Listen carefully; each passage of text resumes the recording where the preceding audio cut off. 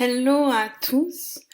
Je voulais vous faire une petite vidéo sur mon développement personnel et un peu tout type d'accompagnement que j'ai pu réaliser depuis que je me fais accompagner et un petit peu mon expérience. Donc elle est totalement personnelle.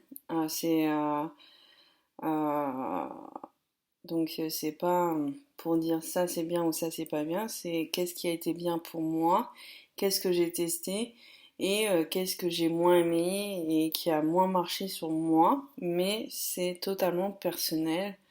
Donc c'est pas dans le but de vous conseiller, mais peut-être de vous faire découvrir des choses que vous connaissez pas ou ou vous partagez, si vous hésitez pour quelque chose, vous partagez mon expérience et pouvoir vous aiguiller. Donc par exemple cet été, au mois d'août, j'ai pu tester la Kundalini, faire 2 activations de Kundalini et je voulais faire un petit peu une vidéo pour partager mon expérience et je me suis dit mais en fait depuis que je me fais accompagner et que je teste des choses et j'ai testé plein d'autres choses et j'ai pas fait de vidéo dessus. Donc je me suis dit pourquoi pas faire une vidéo complète sur tout ce que j'ai fait. Donc comme la Kundalini est le dernier truc que j'ai essayé, ça sera le dernier truc que j'en parlerai donc du coup à la fin de la vidéo. Et, euh, et en fait j'ai pu me faire accompagner depuis que j'ai je sais pas une dizaine d'années avec des psys, etc., pour chercher à me connaître et ça me faisait du bien dans le sens où je pouvais avoir un soutien que je n'avais pas dans mon cocon familial, on va dire. Euh, mais sinon, sur l'évolution de moi-même et apprendre à me connaître, etc., ça m'a pas vraiment aidé. J'étais toujours autant paumée, sachant que je me suis fait accompagner plus de 10 ans avec des psys. Sinon, c'est quand en fait, j'ai pu en parler quand je fais des vidéos sur la psychogénéalogie, j'en parle souvent. Euh, c'est quand j'étais enceinte de ma fille où j'ai vu un peu des schémas qui se reproduisaient avec ma mère et qui me plaisaient pas, qu'il y a beaucoup de choses que j'avais pas envie forcément de reproduire ou de transmettre à ma fille, etc. Et que moi il y a des choses qui me convenaient pas et ou qui me convenaient plus, qui ont dû me convenir à un moment, mais là qui me convenaient plus, où j'ai décidé de me faire accompagner en tant que personne, pas forcément par rapport à ma relation avec ma mère, mais en tant que personne, en tout cas pour apprendre à me connaître, qui je suis, qu'est-ce que j'ai envie, un peu mes croyances et ne plus vivre pour les autres ou pour faire plaisir aux parents, pour faire plaisir à la société, etc. Et donc du coup, la première chose que j'ai pu faire, c'était du coup pendant ma grossesse, j'ai pu faire une immersion pendant ma grossesse et une immersion aux 3-4 mois de ma fille. Euh, et donc du coup, la première immersion que j'ai faite est un atelier, on va dire un atelier, mais c'est sur 3 jours. Donc moi j'appelle ça immersion, mais eux ils appelaient ça atelier, mais c'est naître en conscience. Euh, naître en conscience, donc en fait, c'est les travails avec des soins métaphysiques. Donc, on vient travailler sur des aspects qui ne sont pas forcément perceptibles par nos sens physiques et où en fait, c'est une approche qui peut être spirituelle, énergétique, même philosophique et qui vise à guérir et à équilibrer l'esprit, le corps et l'âme. Euh, et donc du coup, on peut, durant ces immersions, les 2 que j'ai pu faire, donc la première qui était naître en conscience que j'ai fait pendant ma grossesse et celle que j'ai fait à 3-4 mois qui est vivre conscient. Donc où en fait on vient utiliser des outils comme la méditation, la guérison énergétique, la thérapie de régression des vies antérieures, la philosophie ésotérique et plein d'autres méthodes qui peuvent aller influencer des dimensions de la réalité au-delà du physique, où on ne travaille pas que sur le physique. Donc en fait, le premier atelier Naître en conscience, on vient travailler en gros de quand nos parents ont décidé d'avoir un enfant jusqu'à l'accouchement et ce qu'on arrive physiquement sur Terre. Et vivre en conscience, en fait, on vient travailler de la naissance aux 7 ans. Donc en fait, avec tous ces outils que je viens d'exprimer, qui font partie des soins métaphysiques, en fait, on vient revivre des moments de ces périodes-là et pour en sortir grandi et comprendre des choses. Donc moi, ça m'a énormément aidé et en tout cas apaisé pour des angoisses que je pouvais avoir en tant que future maman ou jeune maman. Ça m'a énormément aidé. Euh, Ensuite, j'ai pu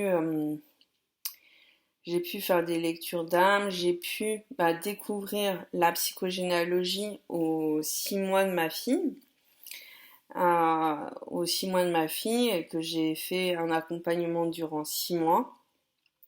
Donc tout ce qui est la psychogénéalogie, je vous laisserai découvrir d'autres vidéos que j'ai fait sur ma chaîne, mais où on vient pas régler des problèmes de famille. Je vous en parle vite fait, mais on vient pas régler des problèmes de famille, mais on vient apprendre à se découvrir qui on est, et parce que des fois on peut se perdre dans les choses qui nous ont été transmises, et ça peut se confondre euh, entre par exemple, les femmes, on leur dit souvent, après 30 ans, fais attention parce que pour avoir un enfant, ça peut être de plus en plus tu traînes, plus ça peut être compliqué.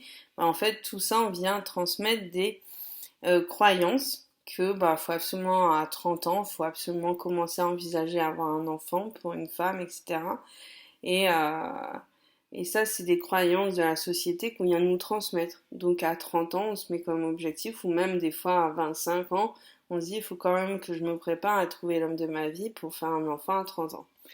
Et donc ça peut venir créer des croyances qui nous appartiennent pas. Et qu'au final, peut-être qu'à 30 ans, on n'a pas forcément envie, ou c'est pas le moment pour nous.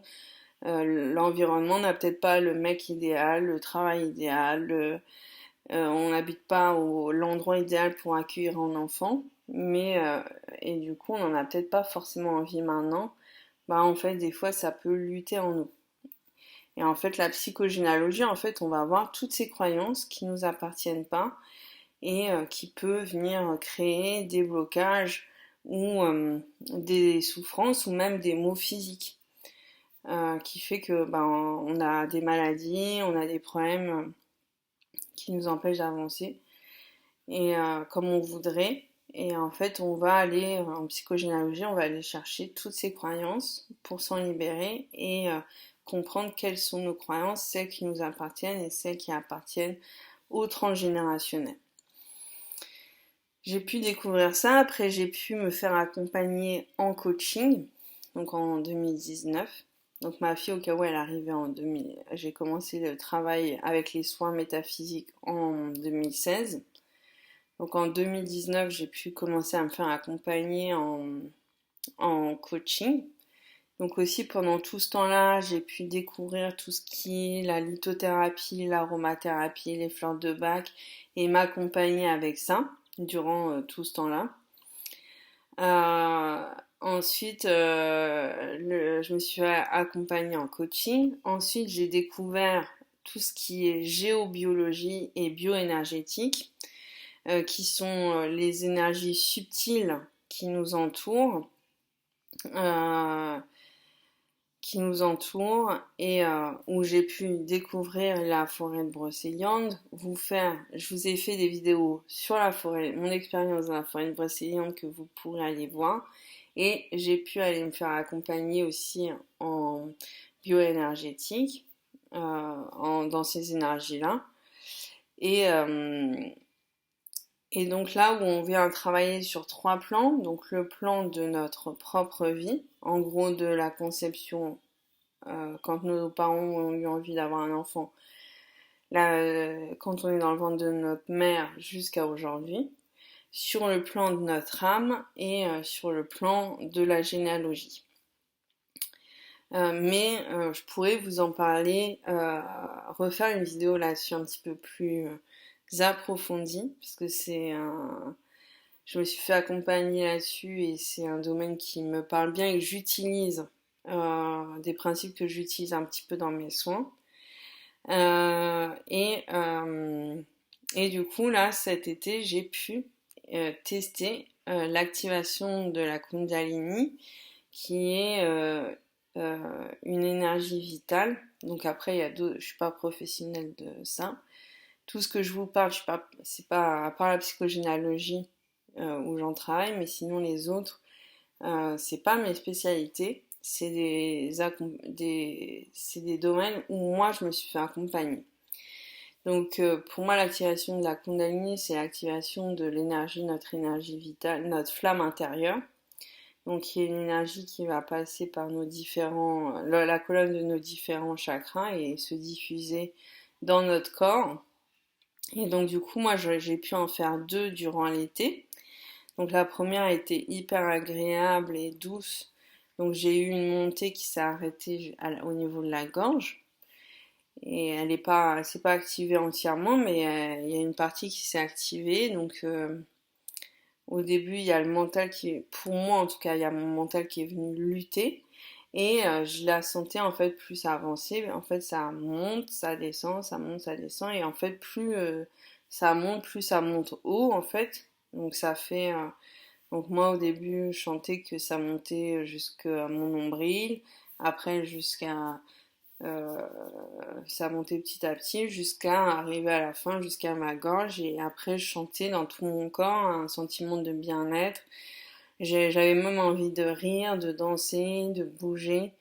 Et c'était une sensation de bien-être et de légèreté. Et j'ai pu en faire une deuxième où là, ça a été complètement différent. Ça s'est monté assez rapidement, comme il y a déjà eu un chemin qui s'est fait jusqu'à la gorge. Donc c'est monté rapidement jusqu'en haut. Et j'ai eu pas mal de contractions dans mon corps où je me sentais tendue. Donc après, ça peut être normal comme on vient libérer des tensions ou des choses qui nous appartiennent plus. Mais pour moi, la deuxième a été désagréable. Ah, ça n'a pas été cool. Mais après, en fait, il y a quand même eu un mieux-être. Ça m'a poussé à prendre des décisions importantes, à là où je pouvais avoir des hésitations avant, à prendre des décisions plus fluides qui me correspondaient mieux et être plus à l'écoute de mes besoins et de mes envies. Donc voilà un petit peu mon expérience. Donc je pense que je vais continuer de tester des choses. Là, sur l'année en cours, il y a des choses qui m'appellent, d'autres choses qui m'appellent. J'ai toujours cette curiosité parce que moi, pendant mes soins, je viens travailler sur l'équilibrage du féminin et du masculin, travailler sur le transgénérationnel, sur la généalogie, etc. Et donc toute autre pratique qui vient travailler dessus, comme par exemple la Kundalini, qui vient travailler sur l'énergie féminine, sur l'équilibrage justement du féminin ou du masculin, ou sur la géobio, la bioénergétique qui vient aussi travailler sur le transgénérationnel. Bah, en fait, tout ce qui touche à ces sujets-là, toute autre pratique qui vient travailler là-dessus, bah, en fait, j'aime bien tester par curiosité parce que c'est des choses que moi j'aime travailler avec mes clients. Donc j'aime aller voir comment est-ce qu'on va le travailler avec d'autres pratiques. Donc j'ai déjà vu d'autres choses que j'ai envie de tester. Je ne sais pas quand je vais les tester. Comme là, j'ai fait ma dernière Kundalini au mois d'août. J'ai envie aussi de laisser ça se poser et faire son chemin. Euh, mais j'ai vu d'autres choses qui m'appellent, donc je ne sais pas si ça se fera d'ici la fin 2023 ou en 2024.